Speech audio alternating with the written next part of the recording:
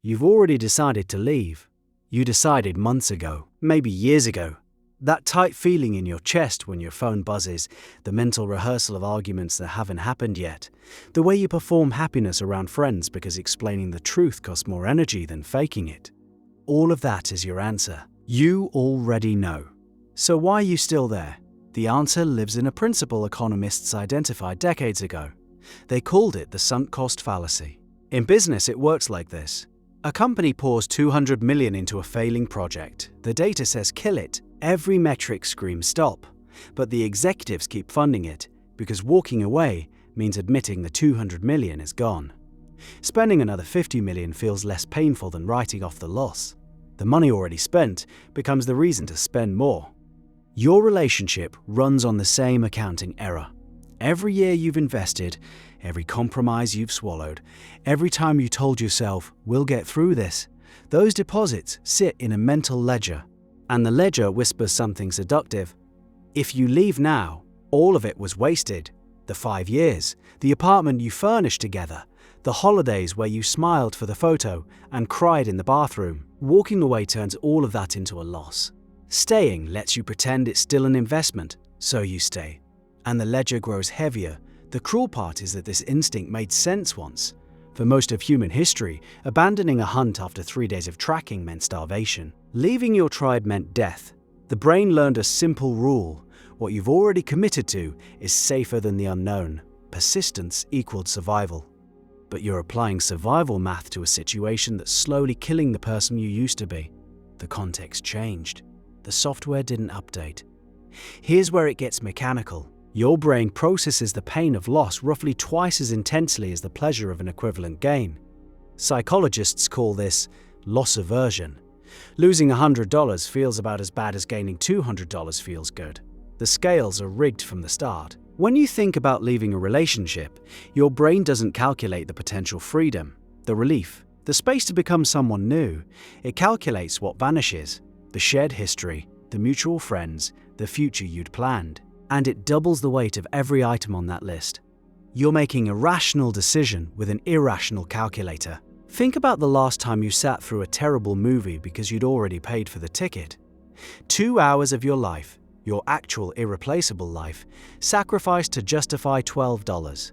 You knew it was bad by the 20-minute mark. You felt it, but you sat there, popcorn going stale, because leaving meant the money was wasted. As if watching the remaining 90 minutes unwasted it. As if suffering through the ending somehow refunded the ticket. That's your relationship. Except the ticket cost years. A researcher named Daniel Kahneman spent his career studying how humans make decisions under uncertainty. One of his most consistent findings was this. People don't evaluate outcomes in absolute terms. They evaluate them relative to a reference point, usually whatever they already have. Your current relationship is the reference point. Everything else gets measured against it. The unknown future, the possibility of being alone for a while, the awkward conversations with family, all of that registers as deviation from the baseline. And deviation, to your brain, means danger. So the miserable familiar beats the possibly better unknown, every time. But there's a second mechanism working alongside the sunk cost, and this one cuts deeper. Identity. You've built a story about who you are around this relationship. You're the loyal one, the one who doesn't quit, the one who fights for what matters. Your friends might even admire you for it. They're so committed, they say. They really work at it. That narrative feels like a medal pinned to your chest. Now imagine removing it. Who are you without the story of your perseverance? The identity cost of leaving sometimes outweighs the relationship cost of staying. You'd rather be unhappy and consistent than free and uncertain about who you've become. This is where the sunk cost fallacy stops being about logic and becomes about something much harder to untangle. The investment you're protecting is your self-concept. A friend of mine stayed in a relationship for 3 years past its expiration date. She knew it was over. Her partner knew it was over. Their friends knew. The apartment had the energy of a waiting room. When she finally left, I asked her what had kept her there so long. She didn't say love. She didn't say hope. She said, I didn't want to be someone who gave up. 3 years of her 30s, gone, to protect a label. Critics of this framing will push back, and they should. Sometimes staying is the right call. Relationships have seasons. The hard winter doesn't always mean the spring won't come. Commitment through difficulty is one of the few things that separates a deep partnership from a series of pleasant distractions. The question you have to sit with is whether you're in a hard season or a hard relationship. Seasons end, patterns repeat. One way to tell the difference: in a hard season, both people are pulling the same direction through different weather. In a hard relationship, you're pulling opposite directions in permanent fog. The weather metaphor breaks down eventually. So let me be blunt. If you've been waiting for things to get better for more than a year and the only thing that's changed is your tolerance for pain, you have your answer. The sunk cost fallacy also has a social multiplier. You've told people about your relationship. You've posted the photos. You've introduced them to your parents. Every public declaration becomes another brick in the wall between you and the exit. Leaving means public failure. It means the sympathetic head tilts at dinner parties. It means your mother asking what happened with a tone that implies you did something wrong. The social cost is real, and pretending it's trivial doesn't help anyone. But here's what that social math misses. The people who judge you for leaving a relationship that was draining you will forget about it in 3 months. You'll carry the cost of staying for the rest of your life. Their opinion has a shelf life, your regret doesn't. There's a thought experiment that strips the fallacy bare. Imagine you woke up tomorrow with total amnesia about this relationship. You remember nothing: the good times, the fights, the money spent, the plans made. All of it erased. A stranger walks into your room and describes your current situation to you in full honest detail. The dynamic, the feelings, the trajectory. Then they ask, knowing what you know, would you choose to start this relationship today? If the answer is no, then the only thing keeping you in it is the past.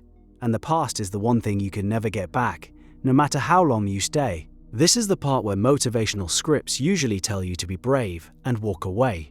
I'm going to resist that, because your situation might genuinely be complicated. Maybe you share children, maybe you're financially dependent, maybe leaving means moving back in with family in another city, and rebuilding from zero at an age when zero feels heavier than it used to. Willpower doesn't pay rent. Courage doesn't arrange custody. What I will say is this: acknowledge the fallacy. Name it when you feel it operating. The next time you catch yourself thinking, "But I've already given so much," finish the sentence honestly: "I've already given so much, and giving more won't get any of it back." The sunk cost is sunk. It's gone whether you stay tonight or leave tomorrow morning. The only variable you control is what you do with the time you still have. A company that kills a failing project doesn't get its 200 million back, but it stops the bleeding. It frees resources. It makes room for something that might actually work. The executives who can't do this, the ones who keep funding disasters because admitting failure feels worse than going bankrupt, they're the ones who lose everything. You already know which executive you've been. The years you spent are real. The love you gave was real. The fact that it's over doesn't erase what it was. A beautiful thing that ended is still a beautiful thing. But a beautiful thing you've chained yourself to, out of accounting anxiety, becomes something else entirely.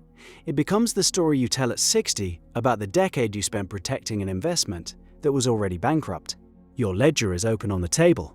The numbers don't change no matter how many times you account them. The only entry you can still write is tomorrow's. Pick up the pen.